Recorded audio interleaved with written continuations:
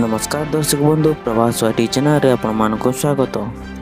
एबे भी आंचलिक पाणीपाग केन्द्र पक्षर एक बड़ खबर सामना को आसी बर्तमान जहाँ सूचना मिली राज्य में लगी रही वर्षा आहरी 3 दिन जाए प्रबल वर्षा नहीं अलर्ट जारी करिछि पाणीपाग विभाग।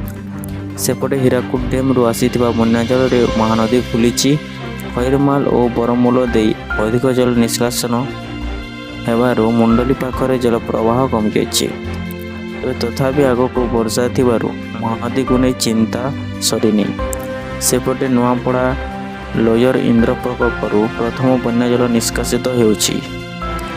हीराकुदरू छड़ा जाइथिबा बन्या जल महानदी को फुलाई मुंडली बैराज दे 4,74,000 सेक्यूस जल प्रवाहित होउछि। खैरमाल दे 4,18,000 सेक्यूस एवं बरमूल दे 4,12,000 सेक्यूस जल निष्कासित होउछि।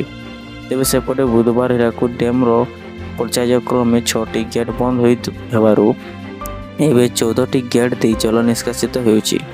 बन्या जल आसिबारु बौद्ध नयागढ़ पाखरे महानदी फुली जाइछि।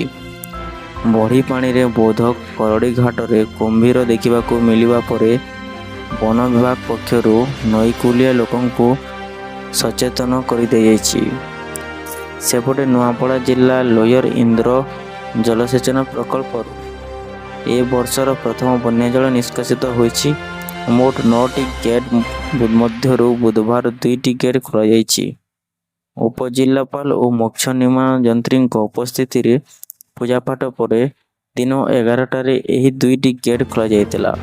एही पानी द्वारा नुआपड़ा जिलार 13,000 हेक्टर एवं बलांगीर जिलार 16,000 हेक्टर जमी जलसेचन सुविधा हो पार। तेज घूर्णिबलय सहित मौसुमी चापरेखा सक्रिय थिबारु राज्य में वर्षा लगी रही। आगामी 3 दिन प्रबल वर्षा हेबा नै अलर्ट जारी करिछि पाणीपाग विभाग। आसंता 24 घंटे मयूरभंज, केन्दुझर, बालेश्वर, भद्रक, केन्द्रापड़ा, कटक, जगतसिंहपुर, जाजपुर, अनुगुल, ढेंकानाल, सुंदरगढ़, झारसुगुड़ा, संबलपुर, देवगढ़, बरगढ़ और जगतसिंहपुर रे प्रबल वर्षा हेबा नै येलो अलर्ट जारी रही। गुरुवार अनुकूल, ढेंकानाल, कटक, बौद्ध, सोनपुर रे अति प्रबल वर्षा नै अलर्ट जारी करिछि आंचलिक पाणीपाग केन्द्र। तेज राज्य में एवं भी 11% रु कम वर्षा होइछि।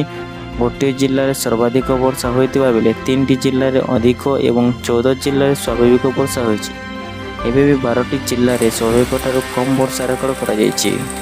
तेज दर्शक बंधु एमती लेटेस्ट खबर पाइबापी आम चैनल सहित जड़ित रुहतु एवं चैनल नुआ भिडियोटी को लाइक कर चैनल टी सब्सक्राइब कर दियंतु।